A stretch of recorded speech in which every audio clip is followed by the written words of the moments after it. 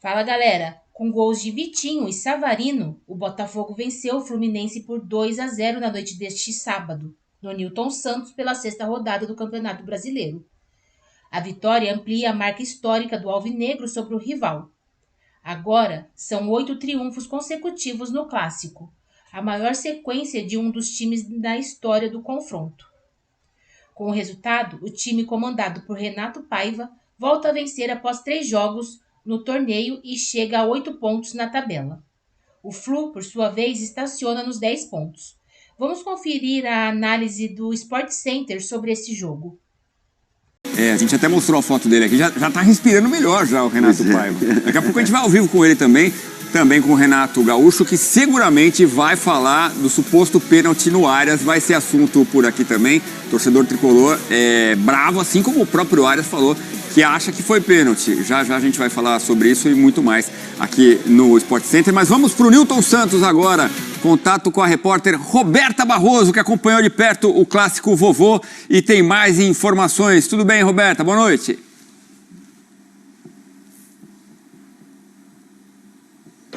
Tudo bem, Edu? Boa noite para você, boa noite a todos. Falhou aí nesse finalzinho você me chamando, mas vamos falar desse clássico aqui no Newton Santos. Botafogo voltando a vencer depois de 4 partidas, como o Donan trouxe aí. São 8 vitórias seguidas contra o Fluminense. Há quase, então, 3 anos o Botafogo não sabe o que é perder para o Fluminense, mas existia uma grande expectativa para esse jogo, muito por conta do desempenho do Botafogo nas últimas partidas. No meio da semana, o Botafogo perdeu para o Estudiantes em um jogo muito ruim, mas hoje aqui foi um Botafogo dominante, bem superior do que o Fluminense. O Fluminense, vale a gente lembrar, descansou durante essa semana. O Renato Gaúcho mandou a equipe reserva para a Copa Sul-Americana, inclusive ele ficou no Rio de Janeiro treinando a equipe, ou seja, Fluminense descansado para essa partida, mas parecia o contrário, porque o Botafogo dominou o primeiro tempo. Vale a gente trazer também mérito do Renato Paiva, porque ele surpreendeu na escalação da equipe, colocando o Maestriani na frente, então esse quarteto ofensivo diferente, com muita movimentação. Com isso, o Igor Jesus teve mais oportunidades para sair por conta de um Maestriani mais fixo em alguns momentos, o Savarino jogando pela ponta esquerda e depois indo para a parte central do campo, que é o lugar que ele mais gosta de jogar. E hoje o Botafogo saindo aqui com esse resultado positivo. Na primeira etapa, o Igor Jesus teve pelo menos 3 oportunidades, e uma delas acertou a trave. O Matheus Martins também 2 vezes parou no goleiro Fábio, e o gol do Botafogo saiu com o Vitinho aos 36 minutos, uma jogada até invertida, porque o Vitinho se infiltrou como atacante, recebeu de Igor Jesus e fez 1-0. O Botafogo empilhou chances na primeira etapa. No segundo tempo, o Fluminense voltou até pressionando mais a saída de bola, teve uma chance ali aos 7 minutos com Bernal. O Botafogo voltou a ter outras oportunidades, o Savarino de falta mandou com perigo. Do outro lado, no erro de Igor Jesus, o Fluminense também teve uma grande chance, cobrança de falta do Arias, ele acertou o travessão. E como vocês falaram aí, com certeza aquele lance mais pro final do jogo entre Gregore e Arias vai ser debatido. O Fluminense pediu pênalti, o juiz mandou seguir, e no finalzinho ainda teve então o gol do camisa 10, Savarino, em velocidade, aproveitou também um erro do Fluminense e marcou o segundo do Botafogo, tirou a camisa, levou o cartão amarelo. Mas é isso, um Botafogo que volta a vencer e traz dias de paz, pelo menos os próximos dias, para o técnico Renato Paiva, que fez essa mudança aí na escalação, lembrando que ele tem a confiança da diretoria. E hoje, então, um ponto positivo desse quarteto ofensivo. E a gente aqui na arquibancada teve gente falando, olha, esse primeiro tempo lembrou aquele Botafogo de 2024. Edu, eu volto com você. É isso, e impõe a primeira derrota do tricolor com o Fluminense no comando. Com o Renato Gaúcho no comando, a gente vai ouvi-lo já já. Que resumo que fez Roberta Barroso, hein? Em 2 minutos ela resumiu tudo o que aconteceu no jogo. Parabéns, Roberta, mas não tem moleza não. Vai pra zona mista que o pessoal tá te esperando já já. A gente quer as entrevistas aqui no Sport Center. Até já, amiga. Tchau, tchau, gente. Até já. Vou lá pra zona mista. Beijo. Valeu. Né? Resumiu tudo que tinha de importante no jogo, ela citou. Só tem craque. É um computador na cabeça. Sabe muito. Sabe muito. E aqui não tem teleprompter não, hein? Bom, é incrível, né? Porque a gente falava muito previamente do jogo e era assim, times em momentos diferentes. O Fluminense muito bem na tabela, descansado, o Botafogo pressionado lá embaixo, precisando da vitória. O primeiro tempo parecia que era o contrário, né, Dona? O Renato ele conseguiu mudar muito o ambiente do Fluminense e acho que trouxe uma confiança para os atletas, acho que o ambiente ficou mais leve, né? Saiu de uma maneira um pouco mais desgastada o mano ali do Fluminense. E quando ele teve pouco tempo para treinar, o resultado veio. E agora que ele teve uma semana cheia com o time, né, ideal do Fluminense, que ele preservou durante a semana sul-americana, o time não correspondeu. Hoje o Botafogo foi bem superior. E o primeiro tempo do Botafogo, de fato, em vários momentos, lembrou o Botafogo do ano passado. O Botafogo do Paiva até agora, ele tinha um problema muito crônico, assim, de um time distante dentro de campo. Hoje ele modifica, surpreende, coloca um 4-4-2. O time consegue dominar o meio campo, jogando mais próximo, de maneira compacta, com intensidade, pressionando o Fluminense e com muita velocidade quando tinha a bola. Porque ele coloca o Savarino na esquerda, só que o movimento do Savarino é de sair da esquerda e aparecer por dentro. Ele era mais um jogador no meio campo que gerava essa superioridade e ele abriu o corredor para essa velocidade do cuiabano, que tem essa característica, né, do cara com força, né, para atacar o corredor. E a Roberta destacou também a maior mobilidade do Igor Jesus com o Mastriani ali de referência. Sim. Boas sacadas, né? Boa sacada. Do lado direito ele coloca o Matheus Martins, que é um jogador que em vários momentos atua pelo lado esquerdo, mas ele ali pelo lado direito ficou uma dobradinha com muita velocidade e muita agressividade com o Vitinho e o Matheus Martins. Então acabou dando muito certo. Quando você fala de dupla de meio campo, Marlon Freitas e Gregório se conhecem muito bem, né? Altíssimo nível. Eles também sustentando o meio campo com qualidade, se apresentando para jogar. E eu acho que essa sacada da dupla de ataque, que me surpreendeu, não vou, né, negar isso, tem muito a ver com essa característica do Igor Jesus. Porque às vezes a gente cobra o Igor Jesus como se ele tivesse que ser o principal artilheiro do país. Mas a característica de jogo dele, em vários momentos, na movimentação inteligente dele, abrir espaço para os companheiros. Então ele circula muito, ele gera muita chance para o Botafogo por conta dessa movimentação inteligente. O Mastriani um pouquinho mais fixo, né? É mais um 9. O Igor Jesus, ele pode ser esse 9, mas ele pode também circular. Então hoje o Paiva, que estava sendo criticado, foi muito bem. Ele foi melhor que o Renato no duelo. No segundo tempo recuando um pouquinho mais, mas sendo perigoso também nos contra-ataques. Depois, como o Silas falou, a entrada do Arthur, também na vaga do Matheus Martins, o Savarino jogando muito, melhor em campo. Hoje uma partida muito convincente do Botafogo e talvez uma solução para o restante da temporada. Pode ser que esse 4-4-2 seja a solução para o restante da temporada. Ô Silas, a gente vai ver já números da freguesia, já que a gente pode falar, entre Botafogo e Fluminense. Mas no intervalo... Da paternidade. Da paternidade. Como eu disse aí já. No intervalo, o Ganso fala sobre a falta de marcação, de todo mundo marcar mais à frente, e o Fluminense volta realmente marcando mais na saída de bola do Botafogo, até mudou um pouco o panorama da partida, né? Você acha que o Renato Gaúcho chegou a ser surpreendido por tudo isso que o Renato Paiva preparou? Eu acredito que sim, não deveria. Porque ficou aqui, né, consegue um empate lá com o gol do Nonato, aliás, um golaço, né? Praticamente Salvador, nos últimos segundos, não foram nem minutos, nos últimos segundos do jogo, e um golaço de fato. Pressionou lá também, isso é fato, mesmo o Renato não estando, o Marcão, né, que estava ali substituindo o Renato à beira do campo. Mas nesse jogo, Edu e Dona, o Dona lembrou bem. Quando o Almada estava em campo e quando o Luiz Henrique ainda estava no Botafogo, os dois, o Savarino jogava pelo lado direito do campo, fazendo a meia direita ali, e quem flutuava pelo lado esquerdo e vinha fazer o time jogar para abrir brecha para os laterais era o próprio Almada.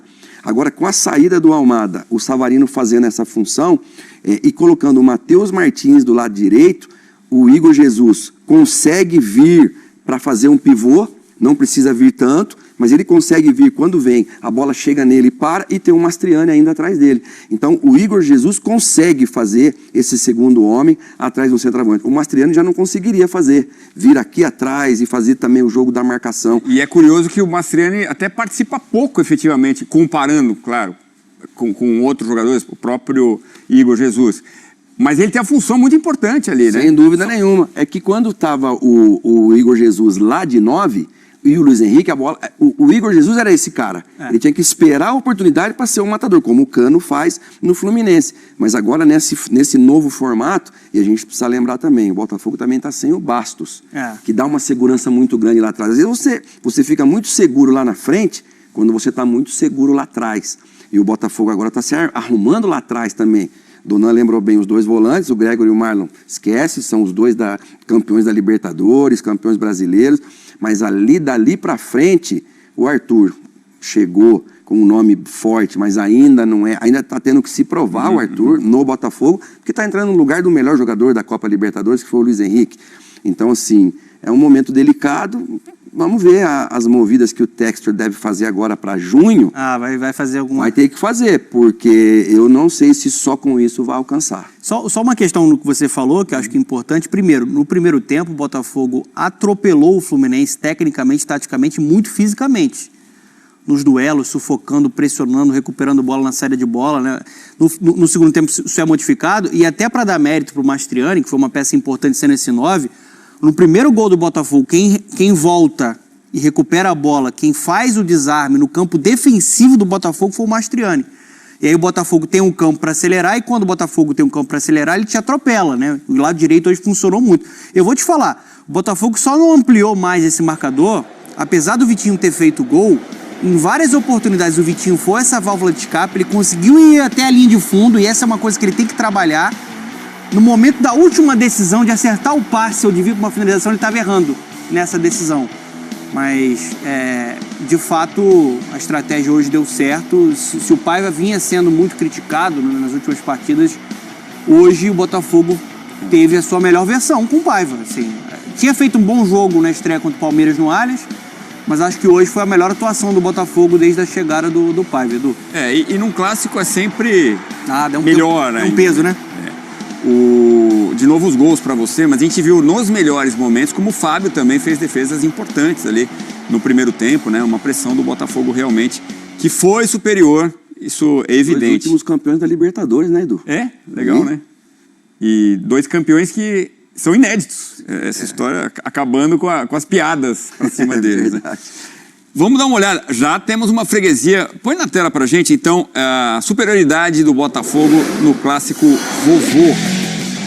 Pede a benção, papá. 8 clássicos, então, desde junho de 22. Vamos para 3 anos. 8 vitórias do Botafogo, nenhum empate, nenhuma vitória do Fluminense. Isso nesses últimos 8 clássicos, né? Junho de 22 foi a última vitória do Fluminense. Então, nesse período, 14 gols do Botafogo e 3 do Tricolor. Que coisa, né, Silas? Às vezes parece que o encaixe de uma equipe com a outra, uma sempre leva vantagem. Às vezes tem essas coisas, né? O adversário, quem perde, fica engasgado. Não, no próximo não vai ser assim, não. Eu ia te falar isso, Edu. Você falou de Argentina, a gente ficou lá, o São Lourenço com o Boca Juniors. Eu perdi um jogo só para o Boca Juniors em 4 anos que eu fiquei no São Lourenço. Então, assim, é meio inexplicável. Porque você olha para os tamanhos dos times, né? Você olha para o tamanho do Fluminense, você olha para o tamanho, por exemplo, de um Boca Juniors. O São Lourenço é grande, o Fluminense é grande, o Botafogo é grande. Mas 8 vitórias seguidas é muita coisa. E aí pega o recorte de 2023 do Fluminense campeão de Libertadores. Sim. Já em 2022, com o Diniz, o Fluminense já praticava um futebol de alto nível. Aqui em 2023, só em 2023 que vem, de fato, né, o momento de coroar o grande trabalho do Diniz. Então, assim, de fato, o Botafogo... E o jogador não entra pensando nisso, né, Dona e Edu? O jogador, por exemplo, do Fluminense, ele não entra pensando, tem 7 jogos que a gente está perdendo. Não, o jogador entra para jogar o jogo. Não aumenta a vontade de ganhar daqueles caras? Não, quase que não se fala disso, porque muitos jogadores que estavam hoje não estavam em jogos passados, em 22. Então, ao contrário, não é um peso, sua época, né? Não é um peso para ficavam mais justamente. Tempo, né? Mas o futebol tem isso. Nós ganhamos a Copa América contra Uruguai e Argentina em 89, estavam lembrando do Maracanaço de 50. Cara, ninguém estava vivo naquele time nosso, nem no time da Argentina, nem do Uruguai. Então, assim, e a gente lembra que a gente comentou isso na semana, rapaziada. Esse peso não é nosso. Vamos viver a nossa vida. Então, eu acho que o Fluminense tem que pensar cada jogo, e o próximo contra o Botafogo se ganhar, ou se pelo menos empatar, vai acabar essa malaracha, né, que os argentinos falam, esse mau momento, e segue a vida. Bom, vamos aos números do jogo. Primeira derrota do Fluminense com o Renato Gaúcho. Realmente deu uma melhorada na equipe, isso a gente não pode discordar, né? Olha aí, mas o Fluminense teve mais posse de bola, 60%, contra quase 40% do Botafogo. É que o Botafogo saía e chegava lá, né? Tanto que o número de finalizações mostra isso. 15 contra 8. No alvo 7-1, esse placar tão famoso. E a posse mudou muito no segundo tempo, né? No primeiro tempo o Botafogo teve mais posse, mas no segundo tempo o Botafogo recua e decide explorar mais os contra-ataques também. Grandes chances 3-0, ações na área rival 28 contra 12, posses recuperadas 34 contra 24. Nos números também, vantagem do Botafogo, vitória. Os números mostram que o placar foi justo, né? É que também a gente viu, você falou da entrevista do Paulo Henrique Ganso, né? Tinha o Marlon, quando tinha o Gregory, quando tinham esses jogadores que controlavam o jogo, isso faz muita diferença. E você viu o contra-ataque do gol, o Savarino entrou sozinho, ele podia servir também. Sim. O jogador que estava ao lado esquerdo ali, mas não, foi Hoje o Botafogo foi bem seguro também defensivamente, correu poucos riscos. Foi de esporte, daqui a pouco os... O Botafogo chegou à 8ª vitória consecutiva sobre o rival neste domingo. Esta é a maior sequência de vitórias seguidas de um clube sobre o outro da história do clássico vovô. O clube, inclusive, provocou o Fluminense nas redes sociais após o confronto. A última vitória tricolor aconteceu no dia 26 de junho de 2022. O primeiro tempo foi de um time só. O Botafogo comandou as ações nos 45 minutos iniciais e teve chances de sair para o vestiário com um placar elástico contra o Fluminense. O time de Renato Paiva fez o goleiro Fábio trabalhar bastante e criou oportunidades com Igor Jesus aos 11 e 13 minutos e Matheus Martins aos 19. O gol alvinegro saiu dos pés de Vitinho aos 36. Em contra-ataque, Igor Jesus cruzou rasteiro para a área e o lateral infiltrou bem para finalizar para as redes. A avalanche alvinegra aumentou após o gol e quase ampliou com um chute cruzado de Matheus Martins de dentro da área para a grande defesa de Fábio, o melhor jogador do Fluminense na primeira etapa. Depois, Igor Jesus ainda cabeceou uma bola na trave já aos 44. O Fluminense voltou melhor na segunda etapa e equilibrou as ações. O time de Renato Gaúcho teve chances de empatar o jogo, com Bernal aos 7 minutos e Cano aos 14. A melhor oportunidade, porém, saiu em cobrança de falta de Arias, aos 27 minutos, que parou no travessão de John. O Botafogo também criava e chegava com perigo. Arthur e Jair tiveram chances de marcar, mas coube a Savarino o papel de ampliar o placar.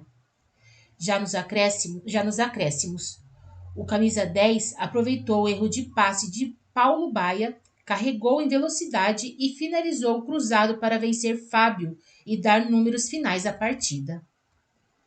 O Botafogo volta a campo na próxima quarta-feira, dia 30, diante do Capital DF, pelo jogo de ida da terceira fase da Copa do Brasil. Pelo Brasileirão, a equipe enfrenta o Bahia no próximo sábado em Salvador. O Fluminense, por outro lado, encara o Aparecidense pela Copa do Brasil já nesta terça-feira. E pelo Brasileirão recebe o Sport no sábado no Maracanã.